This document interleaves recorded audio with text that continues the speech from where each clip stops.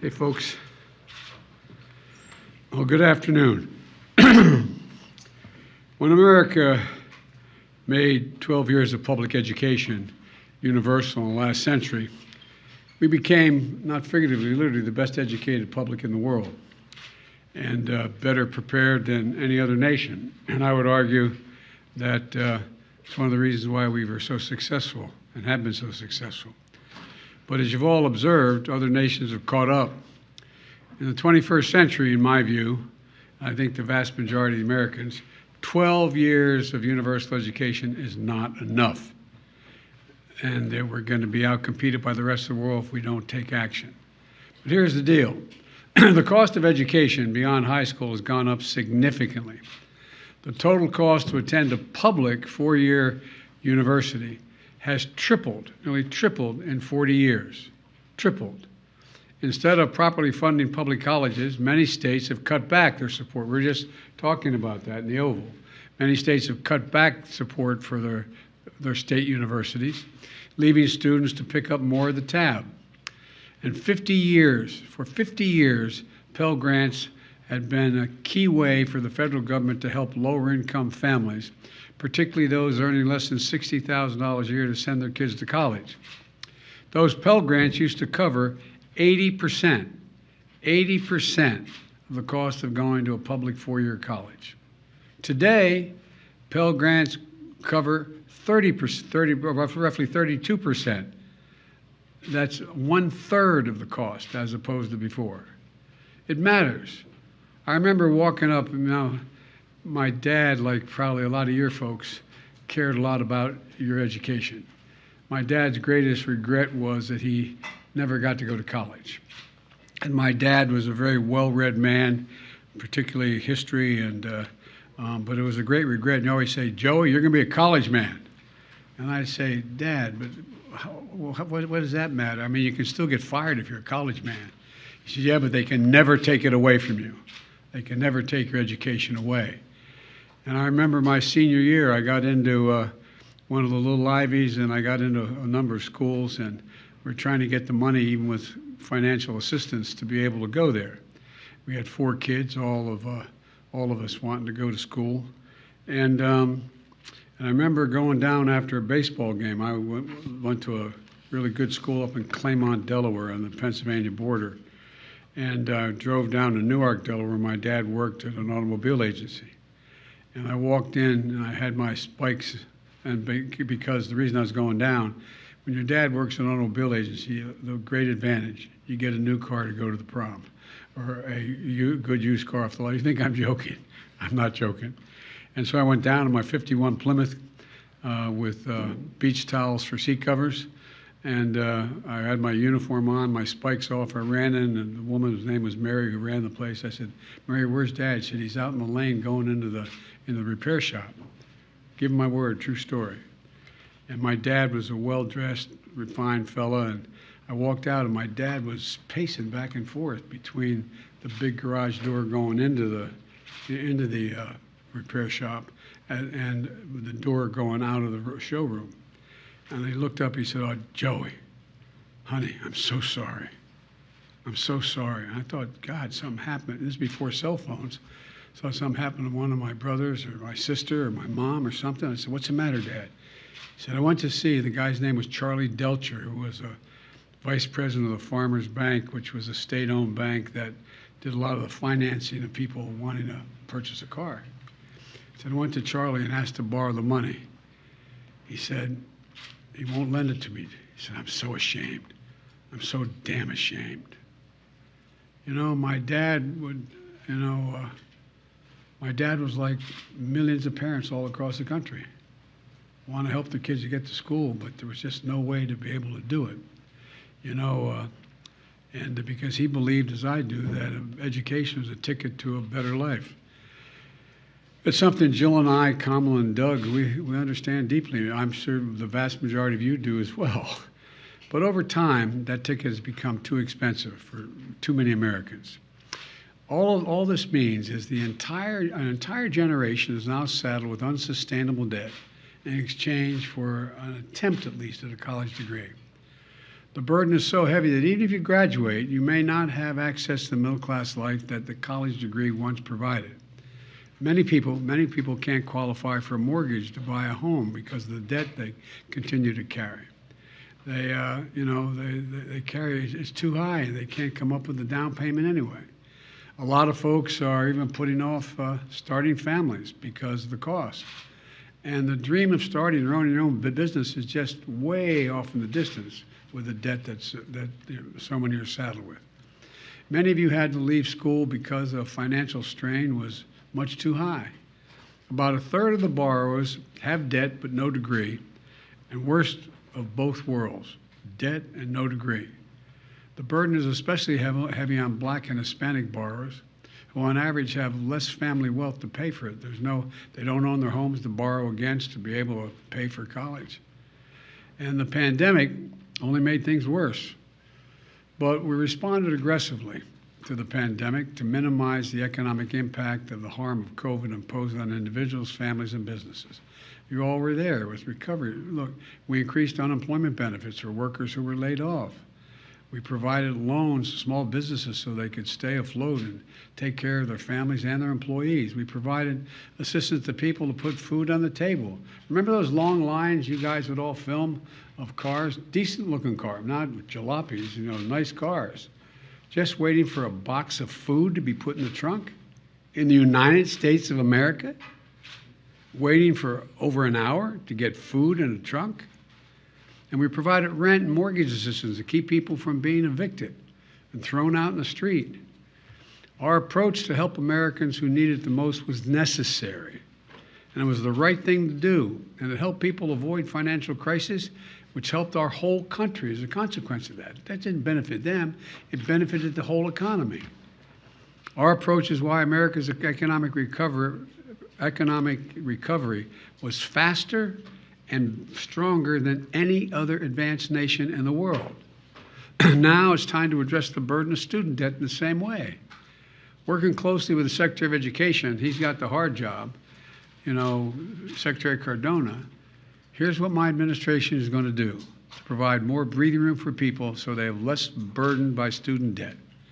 And quite frankly, to fix the system itself, which when we came in, we both acknowledged was broken in terms of, anyway. There are three key factors what we're going to do today. First, we've made incredible progress advancing America's economic recovery.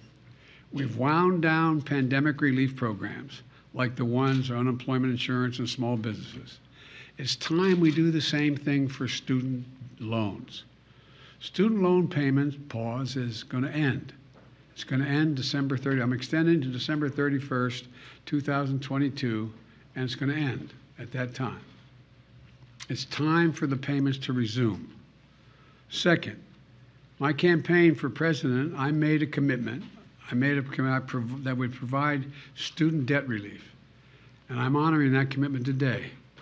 Using the authority Congress granted the Department of Education, we will forgive $10,000 in outstanding federal student loans. In addition, students who come from low-income families, which allowed them to qualify to receive a Pell Grant, will have their debt reduced $20,000. Both of these targeted actions are for families who need it the most. Working and middle-class people hit especially hard during the pandemic, making under $125,000 a year. If you make more than that, you don't qualify. No high-income individual or high-income household on top of the 5%, in the top 5% of incomes, by the way, will benefit from this action, period. In fact, about 90% of the eligible beneficiaries make under $75,000 as family. Here's what that means. If you make under $125,000, you get $10,000 knocked off your student debt. If you make under $125,000 a year and you received a Pell Grant, you'll get an additional $10,000 knocked off that total, for a total of $20,000 relief. 95% of the borrowers can benefit from these actions. That's 43 million people. Of the 43 million, Over 60% are Pell Grant recipients. That's 27 million people who will get $20,000 in debt relief. Nearly 45% can have their student debt fully canceled. That's 20 million people who can start getting on with their lives. All this means people can finally crawl out from under that mountain of debt, to get on top of their rent and their utilities, to finally think about buying a home or starting a family or starting a business. And by the way, when this happens, the whole economy is better off. In the coming weeks, the Department of Education will lay out in detail a short and simple form to apply for this relief, along with information when this application process opens. By resuming student loan payments at the same time as we provide targeted relief, we're taking an economically responsible course. As a consequence, about $50 billion a year will start coming back into the Treasury because of resumption of debt. Independent experts agree that these actions taken together will provide real benefits for families without meaningful effect on inflation. Let's be clear. I hear it all the time. How do we pay for it?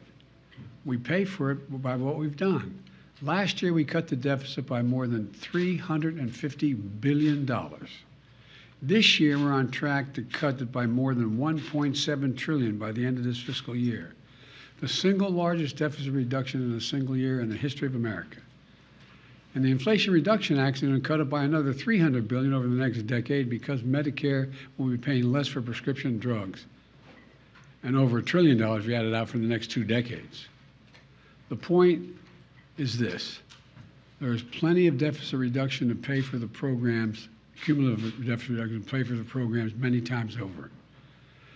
I will never apologize for helping Americans, working Americans and middle class, especially not to the same folks who voted for a $2 trillion tax cut that mainly benefited the wealthiest Americans and the biggest corporations, that slowed the economy, didn't do a hell of a lot for economic growth, and wasn't paid for, and racked up this enormous deficit. Just as we've never apologized when the federal government forgave almost every single cent of over $700 billion in loans to hundreds of thousands of small businesses across America during the pandemic. No one complained that those loans caused inflation. A lot of these folks in small businesses are working in middle-class families. They needed help. It was the right thing to do. So the outrage over helping working people with student loans, I think, is just simply wrong, dead wrong. Third thing, we're fixing the student loan program system itself. We've talked about this at length. This is really important. We're proposing to make what's called an income-driven repayment plan simple and fair. And here's how. No one with an undergraduate loan today or in the future, whether for a community college or a four-year college, will have to pay more than 5% of their discretionary income to repay their loan. That's income after you pay the necessities like housing, food, and the like. You currently pay 10%. We're cutting that in half to 5%. And after you pay your loan for 20 years, your obligation will be fulfilled if it hadn't already been fulfilled, meaning you won't have to pay any more, period. And borrowers whose original balance was less than $12,000, many of whom are community college students, will be done paying just after 10 years. These changes will save more than $1,000 a year on average for the borrower. It's a game changer. We're also fixing what's called, and this has been the bane of driving me crazy when I was out of office, the Public Service Loan Forgiveness Program. Now, this program forgives student loans to encourage those students who have those loans if they go and do public service.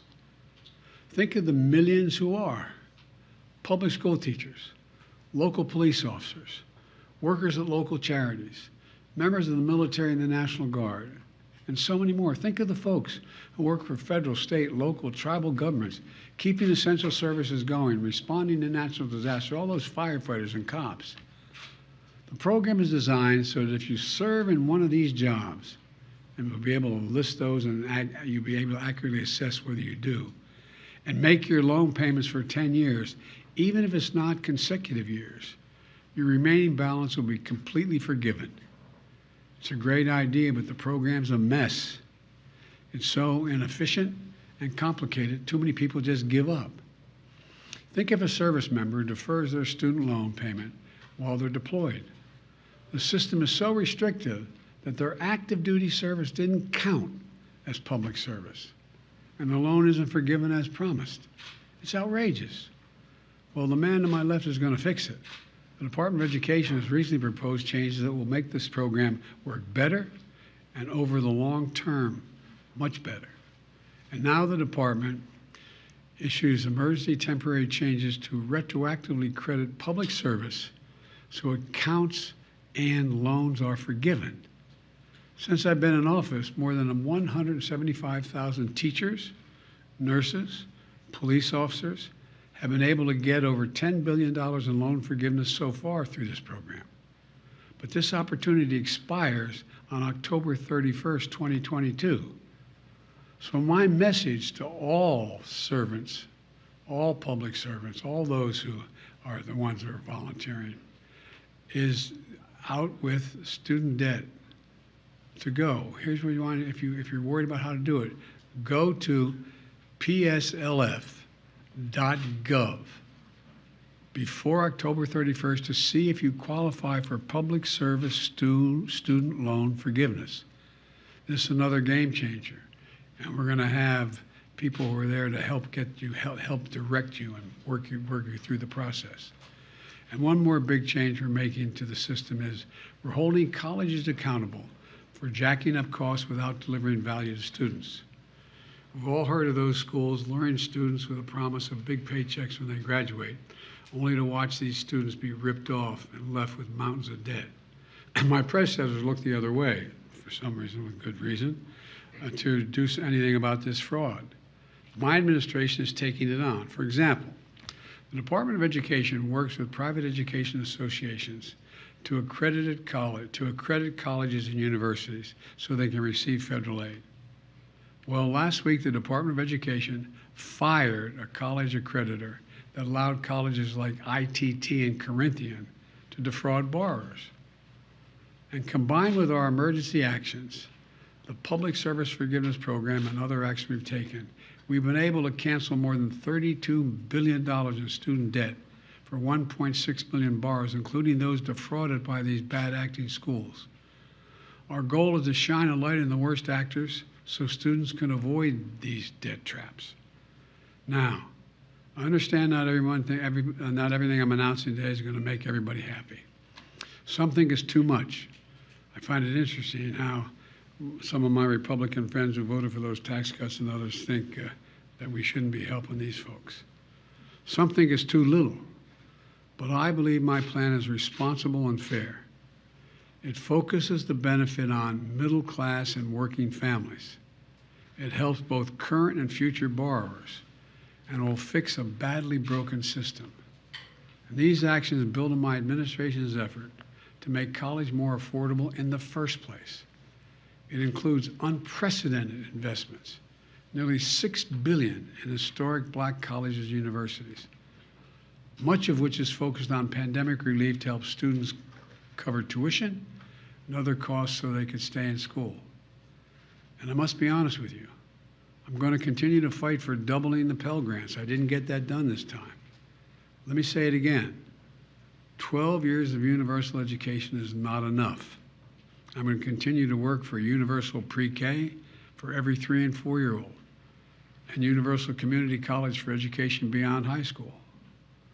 Let me close with this. I ran for office to grow the economy from the bottom up and the middle out. Because when we do that, everybody does better. Everybody does well. The wealthy do very well, the poor have a way up, and the middle class can have breathing room. And that's going to help America win the economic competition of the 21st century, because much of my time is spent, how do we remain the most competitive nation in the world with the strongest economy in the world, with the greatest opportunities in the world?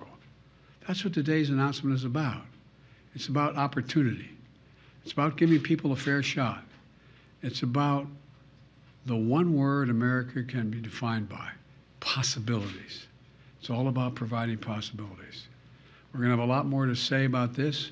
There's a lot of material that's going to be put out as to how this is being implemented. And I want to thank you all, and God bless you all. Thank you, thank you, thank you. Mr. President, how much advance notice did you have of the FBI's plan to search Mar-a-Lago? I didn't have any advance notice. None. Zero. Not one single bit. Thank you. Mr. President, is this unfair to people who paid their student loans or chose not to take out loans? Is it fair to people who, in fact, do not own multi-billion-dollar businesses to see why these guys give them all tax rates? Is that fair? What do you think? What about people who paid their loans, though, struggled to pay their loans?